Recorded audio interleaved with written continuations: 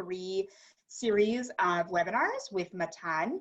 And Daniela is here with Matan, and I'll pass it to her in 1 second if she has any words of introduction.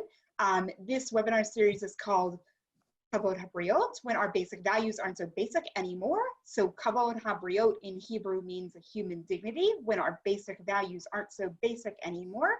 And a couple of just words of introduction. We're going to jump right into the sources so that we have maximal time to do that. We will be focusing on 2 narratives particularly. There are 3 sources on the source sheet. I'm going to summarize the first one, because if I read it in its entirety, we're going to get into places that we don't need to go today. But I'm going to talk about the main concept of it, and then we're going to look at the remaining 2 texts. Some of you who have learned with me before have learned these texts.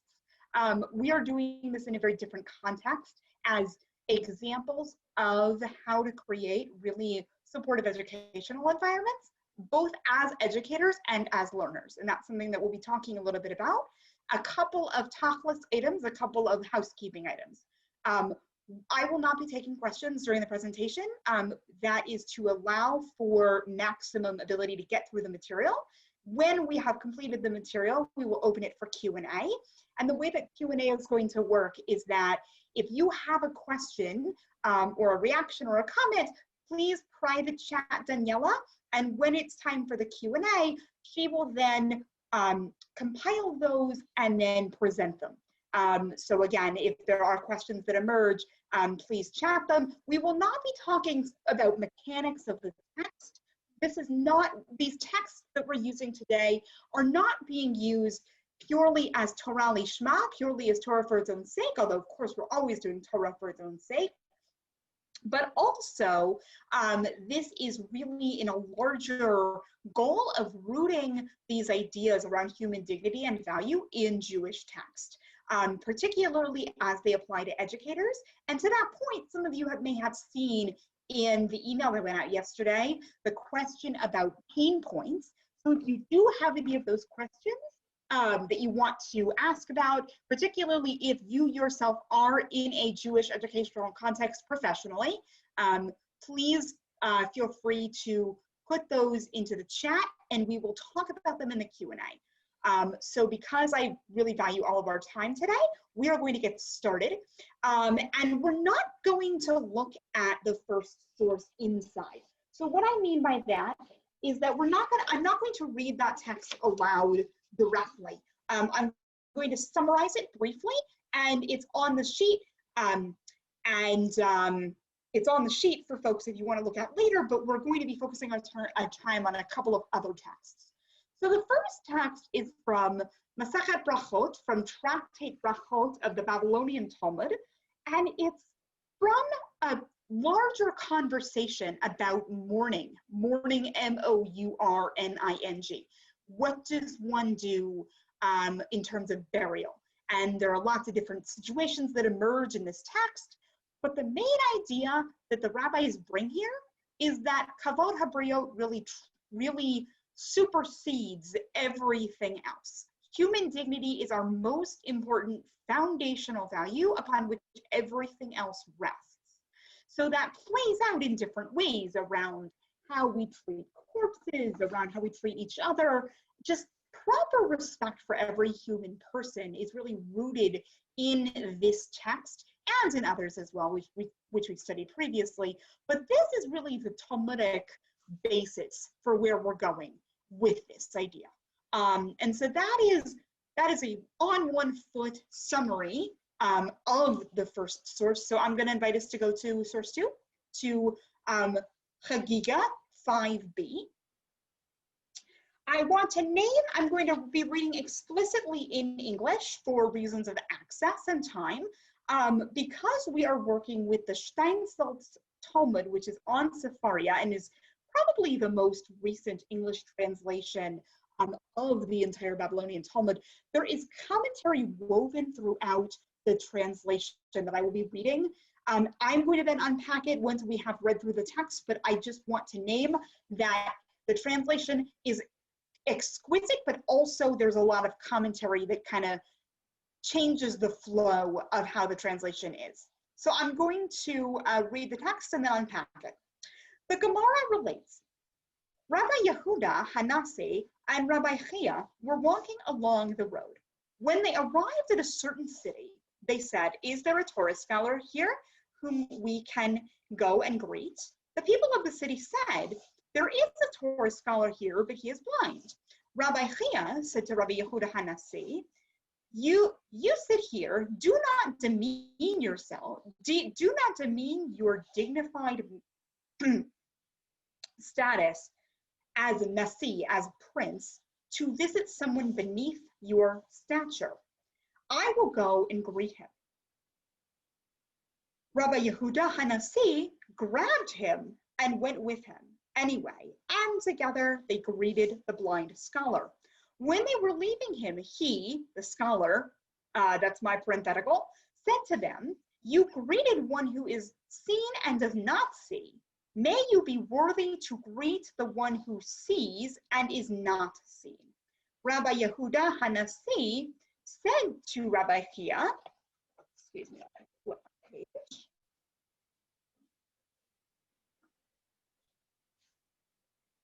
Now, if I had listened to you and not gone to greet him, you would have prevented me from receiving this blessing. So a few things to unpack about this particular anecdote.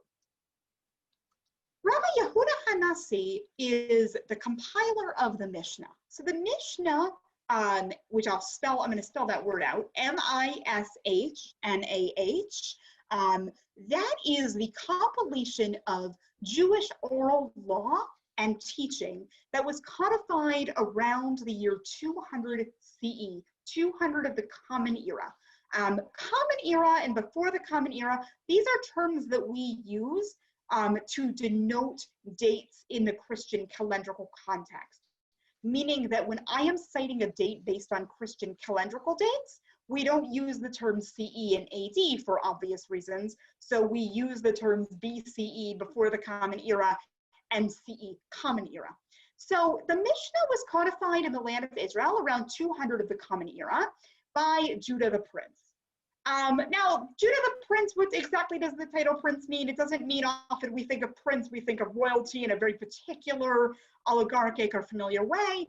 That's not, I think, what's going on here. It's more of a title of stature and dignity, as Rabbi Chia is mentioning here in this particular passage. So we have a couple of things going on. We have the two of them traveling together. They get to a city. The townspeople announce that the Torah scholar is there, but he is blind. So here we are, we say, okay, yes, we have a scholar, and there's this other part of him that, you know, like it's hard to know from the text whether or not the way that they are addressing their scholar is that they're saying, yes, there is a Torah scholar, but he is blind. Yes, there is a Torah scholar and he is blind. I think it's really important to unpack that. But we can assume, based on how the story continues, that the fact that this Torah scholar is blind is not seen as necessarily a good thing. And often, see, this is where we get into a larger conversation, which we're going to bracket for today, but a larger conversation about attaching moral value to disability, right? Which is a very unfortunately common thing people do. The idea of blindness is related to some kind of moral failing. So we have here Rabbi Chia kind of going with this idea and saying to Rabbi Yehuda Hanasi, oh, well, I don't want you to go beneath your stature and greet this person. Let me go do that for you. And Yehuda Hanasi says, no, I'm coming with you, right? And I think that's a really important thing to note here, right? Because Rabbi Chia has an assumption. And again, I want to also make a very intellectually honest claim here. As a teacher, I think it's really important to be deeply honest about how we approach text. I don't believe for a minute that any of us can ever read any text with a blank slate. Doesn't matter if it's sacred text like this, if it's a novel, if it's anything, we are bringing our life experience and our own suppositions to everything we encounter. It is as true here as it is anywhere else.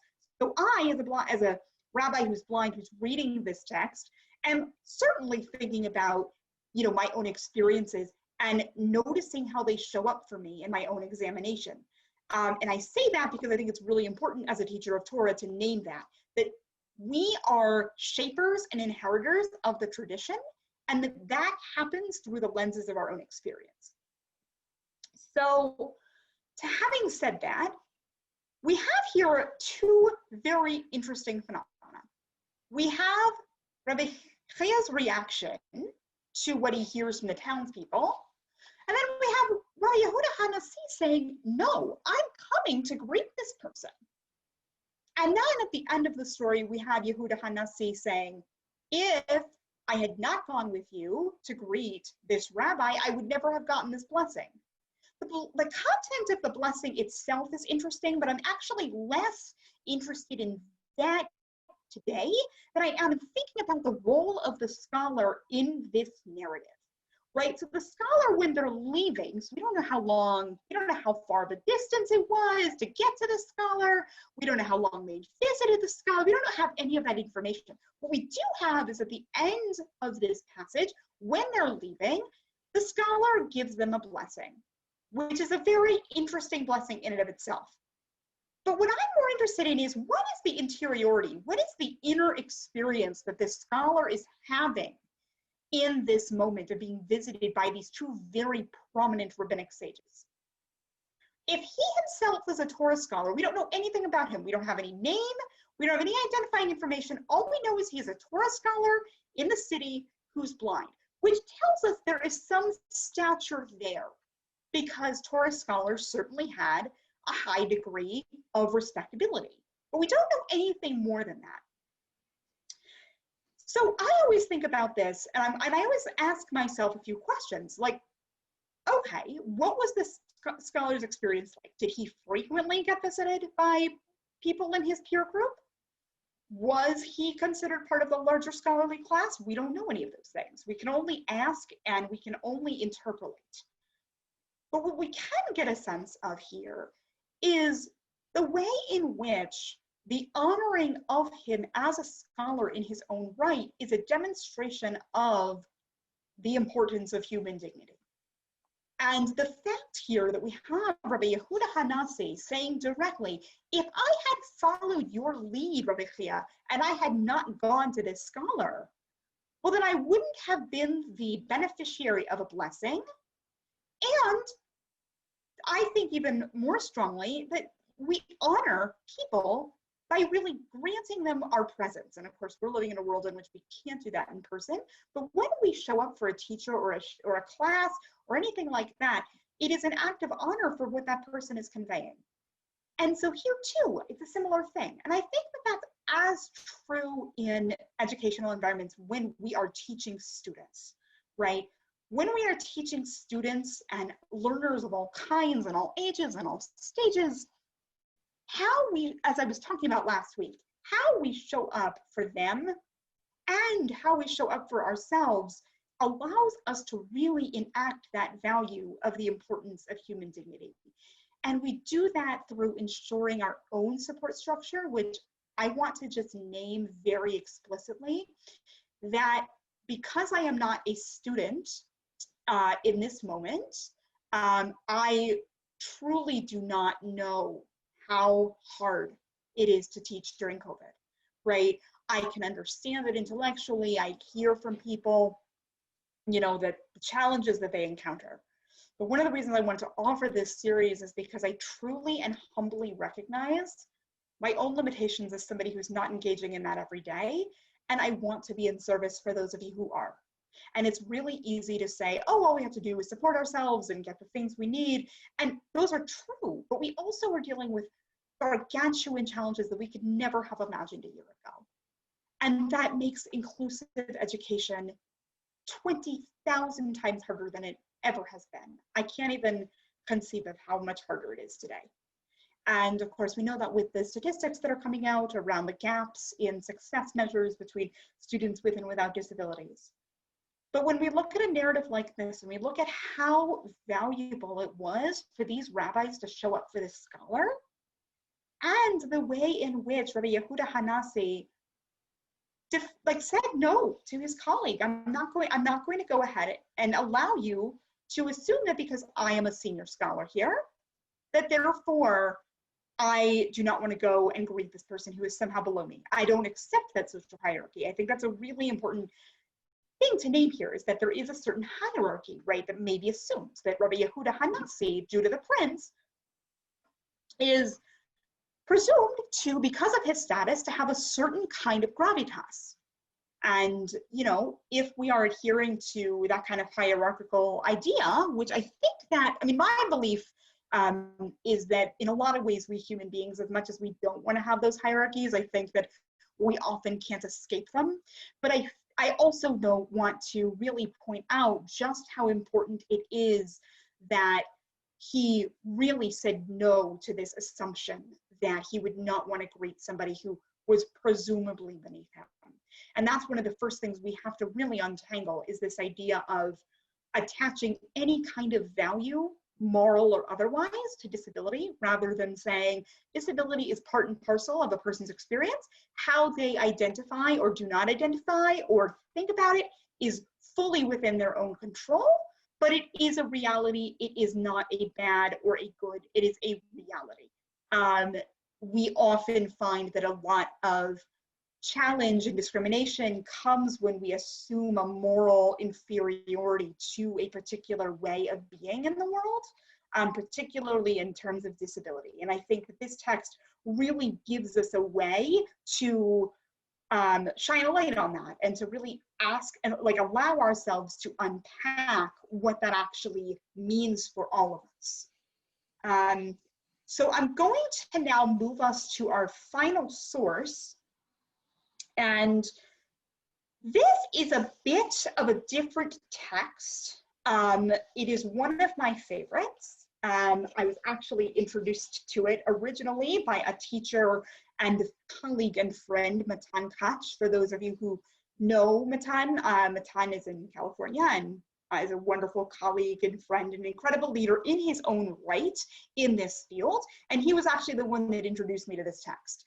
So I am grateful for that, and I'm grateful to be able to share it with you.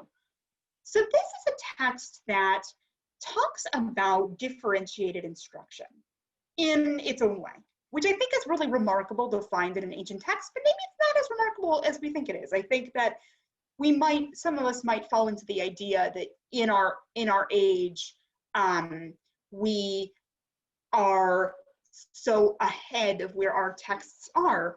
I think actually this really challenges us to disabuse ourselves of that idea and to really ask, where actually are we, and what do these ancient texts have to teach us? So I'm going to now read this aloud, and this is a particular anecdote about a rabbi and a student.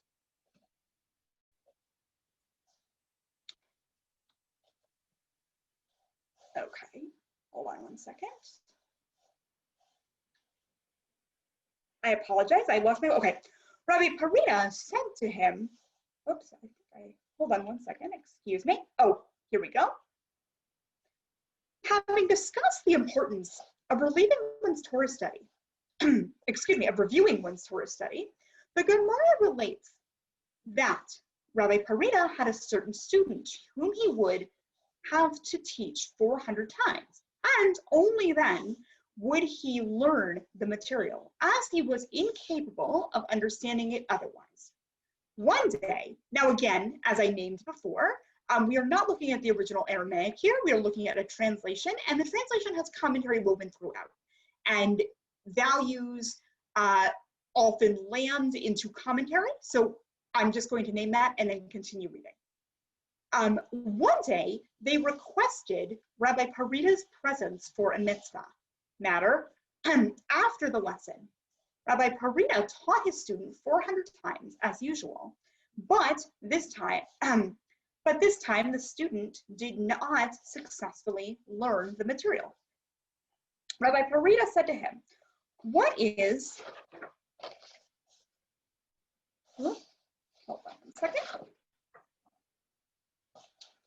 What is different now that you are unable to grasp the lesson?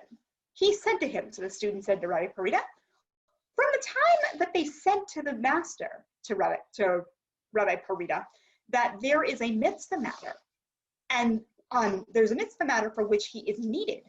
My mind was distracted from the lesson, and every moment I said, now the master will get up, now the master will get up to go and perform the mitzvah, and he would not complete the lesson.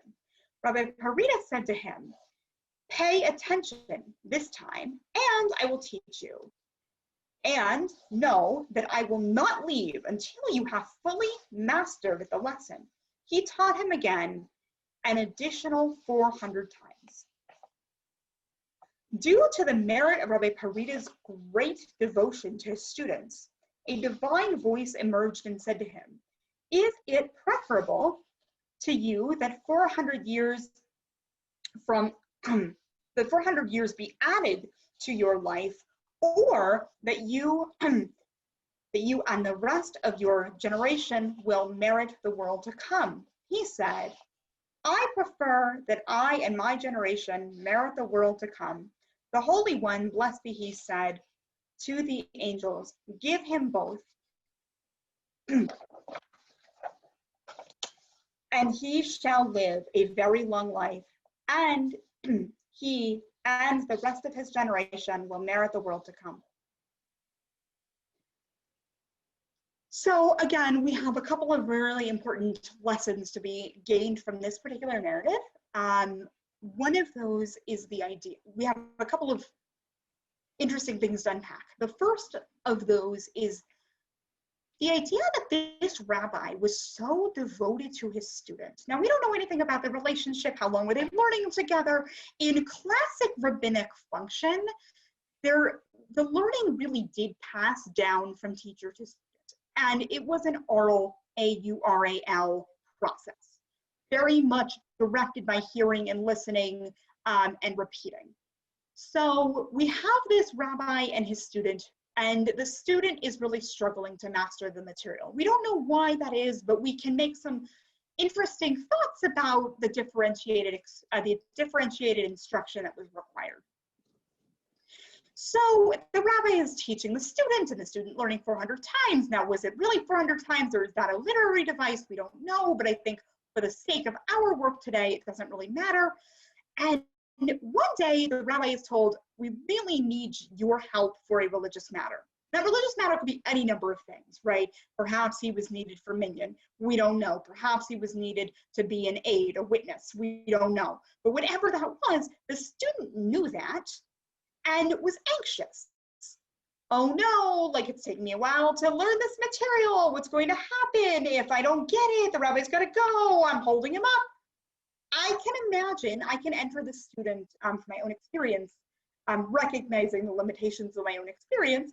I can imagine that the student will be feeling really anxious. Oh no, I'm taking time away from this really important religious duty. What does this mean for me? What does it mean that this is the reality that I'm dealing with right now, that I'm taking away this needed time? But the rabbi says, you know, I am here for you. I'm going to serve you and teach you 400 times until you get it. And then I will go and do what I need to do, which is a really strong lesson to all of us, right? This notion of, I am in service to your Torah learning. This is what I am here to do. And it's not that you're taking time away from me. In fact, that's my obligation to you as a student of Torah. I will then go do what I need to do after, but I'm going to make sure that your needs are met first. And that is a treasure. And it's really hard to do because, as I said, I imagine this is a one-to-one student-teacher, private tutor, like to use a very modern term, right? We are, of course, as educators and as learners, we're operating in environments where we're teaching groups of students. We're teaching groups of students in less than ideal conditions with COVID and online schooling and online adult ed, wherever we find ourselves on that educational spectrum. And we can't always be as attentive to an individual student as possible. And I heard something really interesting that I wanted to bring in relation to this text, which was that somebody was commenting on a podcast that I really respect, that educational systems, and particularly they were referring to American public education. So I would imagine this is also, we can extrapolate to Jewish educational frameworks.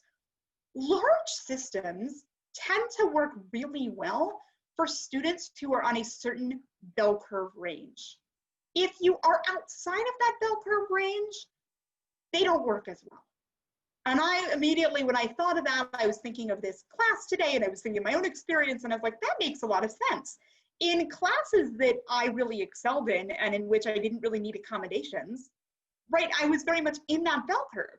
But as soon as I'm one step outside of that bell curve, things change. And it's simply the nature of institutions. They're created and in fashion to serve a majority population that is in a very narrow bell curve, but they're not necessarily serving all of those outside of it, which then brings up all the questions of how do we get there? And this is one model, but I want us to be really careful. I'm bringing this model not because I think this is the only way to work with students with disabilities, not because I even necessarily know what the students' learning challenges were, and not because I think that this is the model that we all should be striving for all of the time, and if we're not striving for it, we're not doing our job well. I'm bringing it again to show what it means for a student when the teacher says, you matter to me, your learning matters to me, and I, therefore, am going to do what I need to do to serve you. Even though it's inconvenient for me, because I would assume here they also have a prior relationship of some variety, that it's easier for Rabbi Parida to say that, to say, I'm going to serve this person, and I'm going to show you dignity in doing that, right? That you're not a burden on me. You're not a burden on my educational framework. I have the ability and the bandwidth to work with you. So I think that that really allows us as educators to think about where we are in the reality, the real, very hard reality that we are living in. And I have also, reflected, and I'm sharing a little bit of my own experiences as part of this webinar, simply as educational experiences, that I think a lot of times we tend to very quickly indict our institutions when they are not meeting our needs. Right, I think there's a lot of it, for a lot of reasons that I think are important for us to go into, but I think that this is particularly salient in Jewish contexts. We are very quick to indict the institutions which are not working, and we are very quick to say, oh, here are all of the things that are wrong, and let's fix it. And it's very important to be honest about ways in which things need to be improved and ways in which things need to change.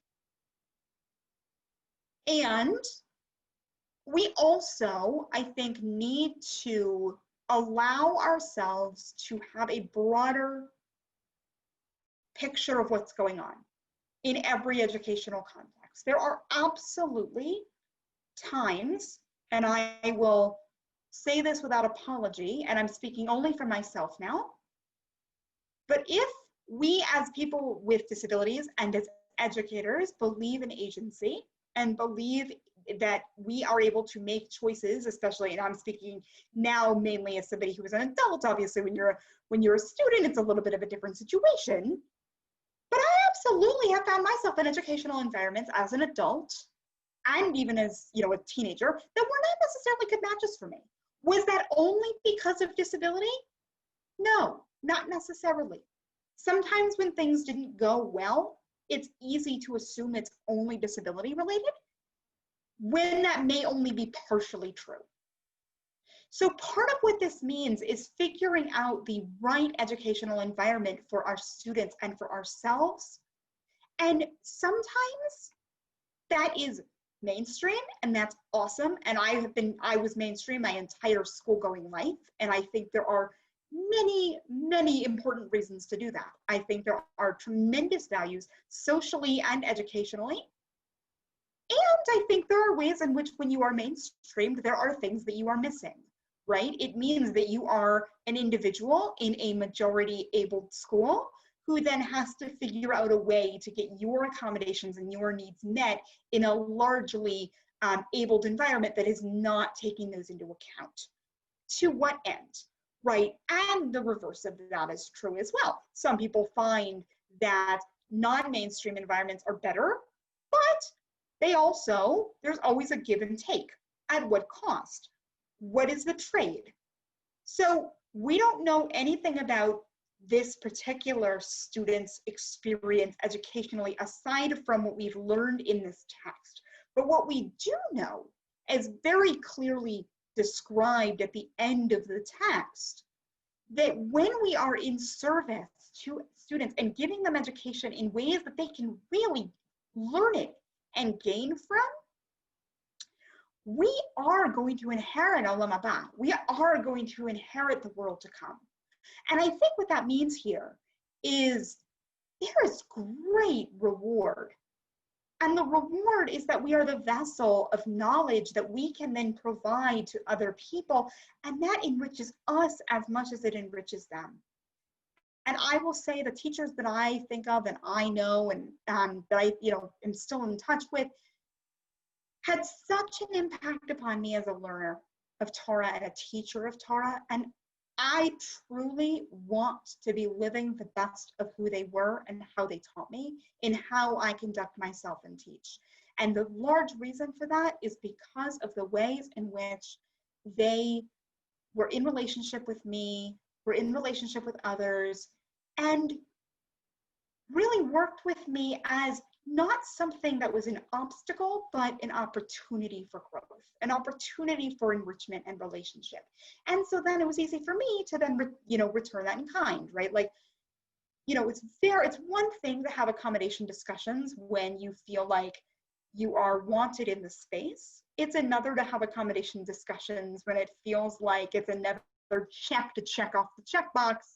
And, you might be feeling like, am I adding more to this overburdened person?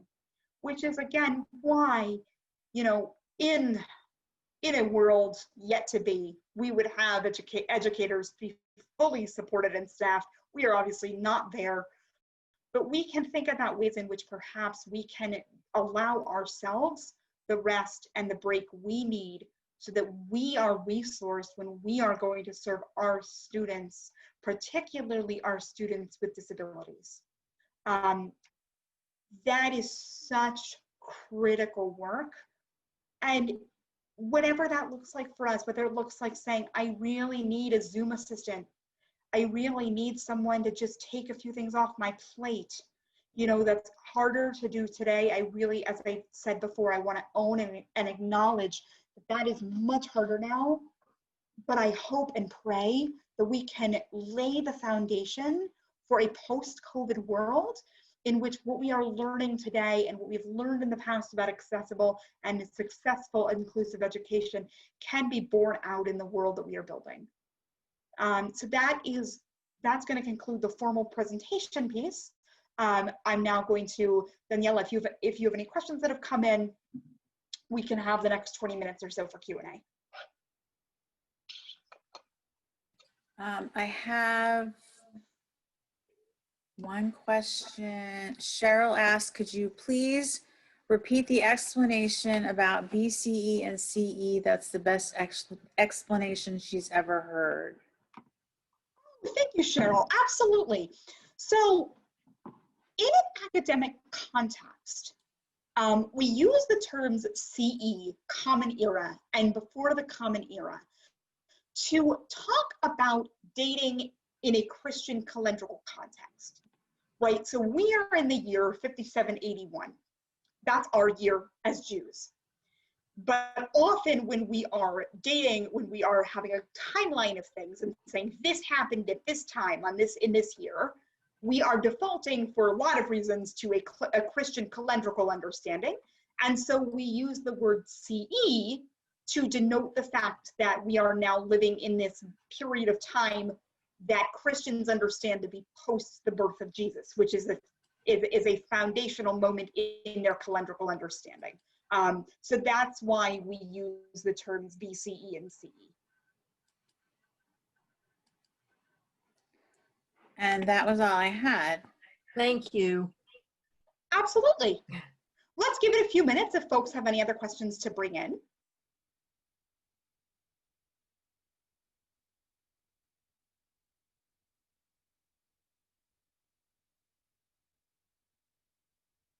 Does anyone have any particular scenarios or pain points that they might find useful to workshop as well? That's another thing that we can use a little bit of this time for. If you are a Jewish educator or an ed director or a rabbi or cantor and you have any of those pain points that you might want to bring in, you should also feel free to chat that, and then Daniela can read that aloud.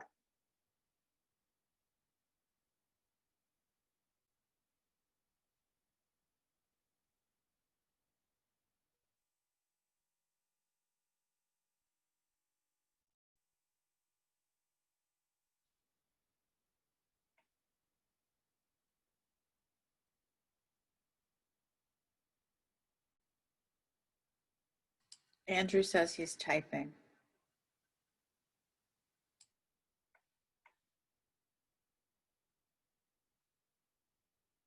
Rabbi Rebecca Dubose says, I love the concept of being fully present with our students. However, sometimes the pressure comes from the administration or others due to time constraints, etc. The concept of 400 times. Yeah, thank you, Rabbi Dubois, for bringing that in. Right, I really want to just name that this second piece, which I think I inadvertently forgot to mention where it's from. It's from Eruvin, which is kind of a funny place for it to be, because an Eruv, an E-R-U-V, an Eruv is a boundary that we create for Shabbat, for the Sabbath, but there's this piece in there. Anyway, that's a side note on the context. Yeah, I think it's so true, right? Like, we are under so many constraints and pressures from higher ups, from administration, from organizational structure, and time pressure is real. And especially, I think, on Zoom. I mean, I even find this, I work in adult education, in adult Jewish education, which is obviously very different than day school or Hebrew school. But even in that context, I absolutely find that I'm told, you know, you have this amount of time, we would like you to do this, that, and the other, and good luck getting it all into this one moment. So absolutely, I often feel like even in the best of cases, especially when I don't know my students, as is the case right now, a lot of the students that I'm working with, I don't actually know very well. It's really almost impossible to be living this out in the way that I would like to be, given the constraints that I'm working through. I'm trying to keep this top of mind, but it is certainly not an easy thing to do. Miriam says, I am unfamiliar with the term pain point. Does it mean roughly a specific problem or struggle? Thank you. I should have clarified that. Thank you so much. Pain point I'm using here to denote exactly that, either a problem or a struggle or a challenge. You know, it can be mild. I mean, it doesn't have to be anything significant. It could just be something that's arising. Okay, and Andrew says, Hebrew is core to understanding and participating in Judaism. However, due to various disabilities, speaking and hearing Hebrew can be hard. How can Judaism embrace or adjust the role of Hebrew for disabled Jews? And then he said, or reading Hebrew, how did you master Hebrew for teaching and learning for yourself? Those are such good questions. I'm going to take them in a little bit more of a general way. So certainly the question around language acquisition for different people with disabilities is a very important one. I want to name, this is not my area of expertise in terms of language learning. I also don't know how much of that, and if anybody on the call is an educator and has more knowledge on this, I'd love to hear from other people. That I think part of what I understand, from what little I understand up to this point, and I'm continuing to grow and learn, is especially when languages are second languages, things can become complicated. So those of us living in North America who are non-native Hebrew speakers encounter this challenge learning Hebrew.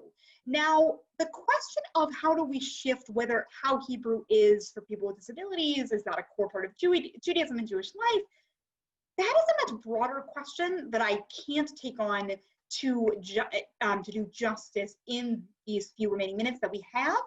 I will say that it is important conversation to have around how we teach language, because you're right that it is core to, it is my personal educational belief that Hebrew language is very core to Jewish life and learning, that it opens a lot of doors.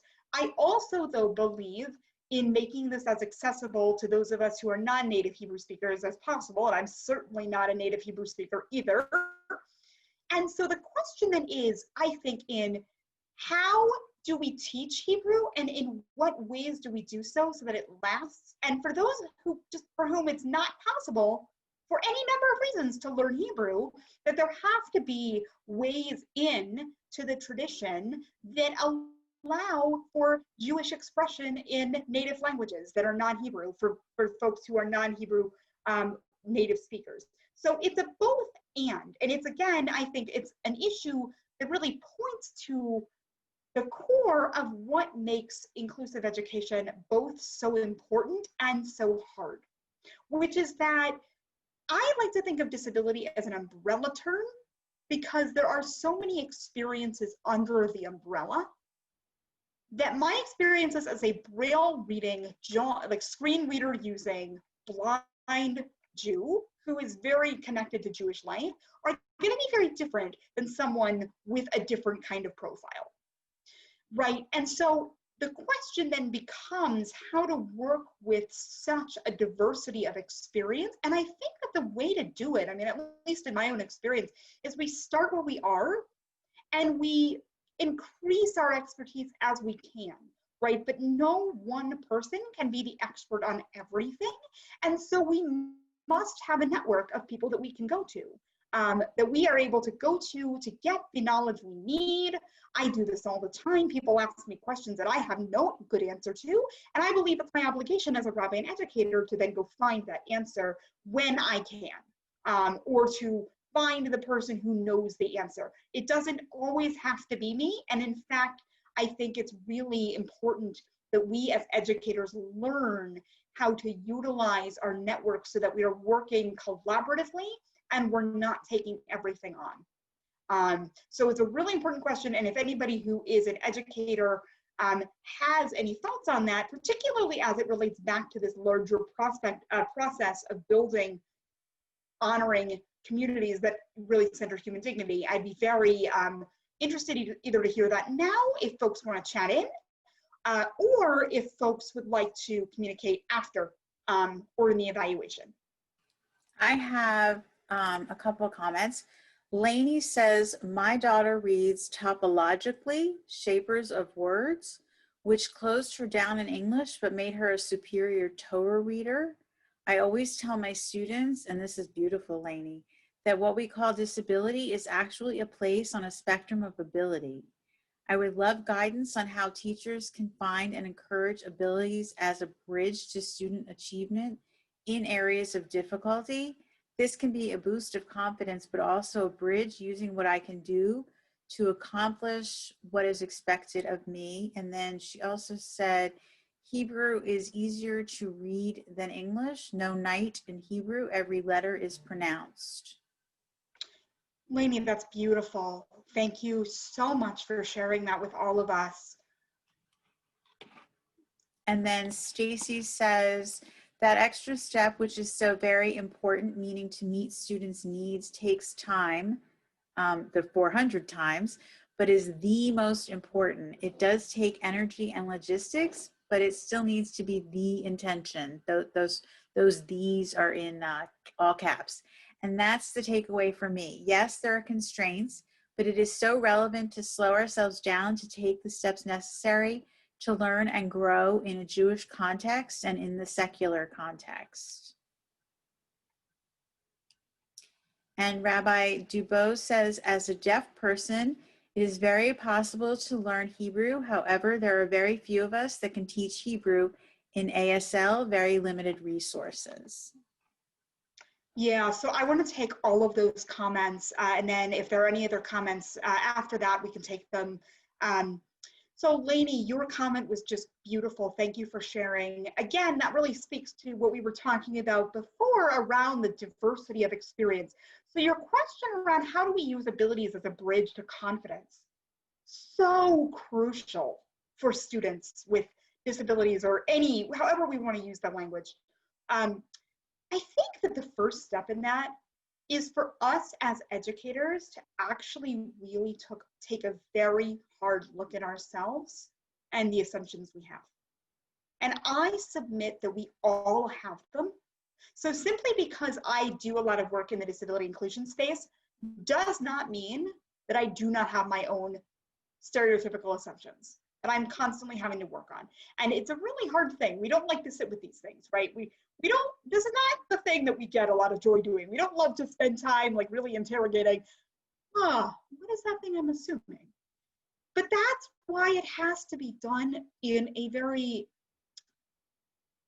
supportive way. So this is, may sound a bit countercultural, but I really believe that social change does not happen by shaming, and that social change does not happen by calling out. I think that the way we really move the needle is by working in groups where we are able to be supported, whether it's if we have any kind of supervision group, some of us who are rabbis might do that, if we have some kind of, like whatever the outlet is to really work through it. And it's not about, like trying to make ourselves, somehow absolute, or, give ourselves absolution, to use a very Christian term that we don't use as Jews.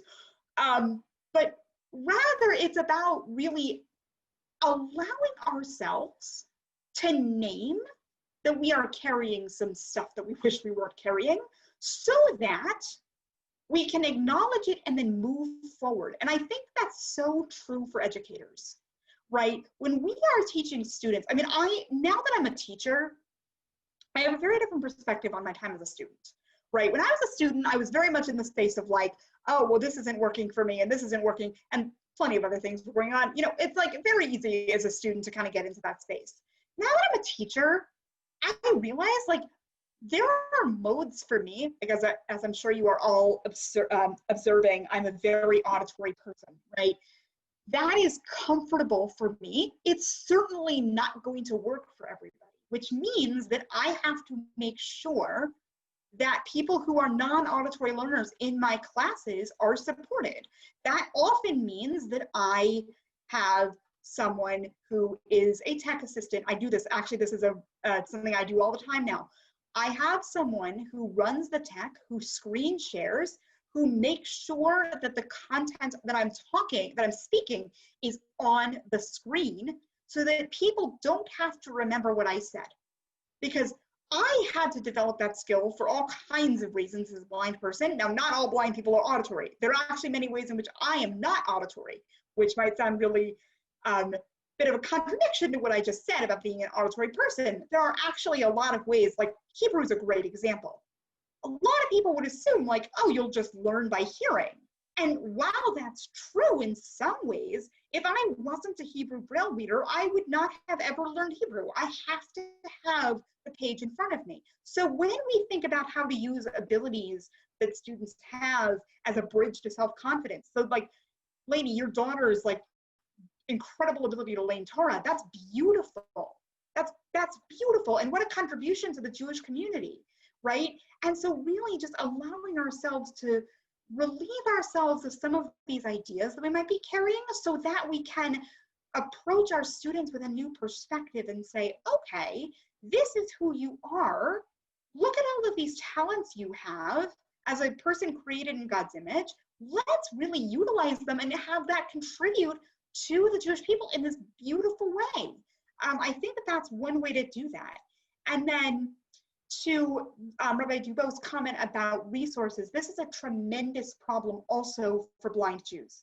I happen to be, one of the few people I know who reads Hebrew Braille, which is something that I would love to see changed. And I actually am trying to do my small part to do that. But the reality is that, especially, I can't speak for the deaf community, but my limited experience in the blind community is that because we are such a small population, and because Braille readers are smaller than we are a small population within the small population, and because of the way resources are distributed, which is a really important conversation we need to have about what we might need to do to change that, English is highly, highly prioritized here in the United States when it comes to accessible materials, as it should be, given the country. And I don't assume everybody here is in the United States. I would imagine this is true in Canada and elsewhere as well. But the reality what that though translates to is that those of us who are actively using multiple languages, one of which is not anywhere near a majority language in this country, are really struggling to get what we need. That is also true, I know, for blind Muslims. This is also a significant challenge around getting Arabic materials. So this is a larger conversation, but a really important one to have, and maybe we'll talk more next week about what do we do about the reality of scarcity of resources. So I know we're almost at time. Daniela, if there's any last comment? No. Okay, I'm gonna wrap us up here. I wanna thank all of you so much for being here. Next Wednesday, the 16th, same time, 1 p.m. Eastern, 12 p.m. Central, 10 a.m. Pacific, we will be doing a few more sources. If anyone has any particular struggles or comments or challenges that they might want to bring into a webinar space, and I understand that can be hard sometimes to do, you can certainly put them in your evaluation, which will go out soon. And we will continue to really do a little bit of deep dive into learning and teaching and what the role of the educator, especially in an inclusive space, is.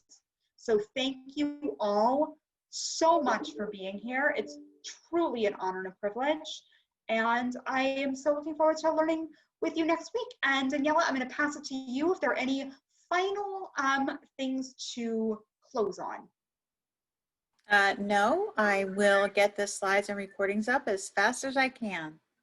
Oh, on the note of recording, thank you for reminding me of this. We are providing the recording and the slides. And is there a transcript? I know this question came up last week. There are transcripts, yes. Okay, and those will go up with the recording? I have not done that in the past. I need to speak to you offline about that. Okay, great. Thank you all so much for being here. I hope you have a wonderful rest of your afternoon.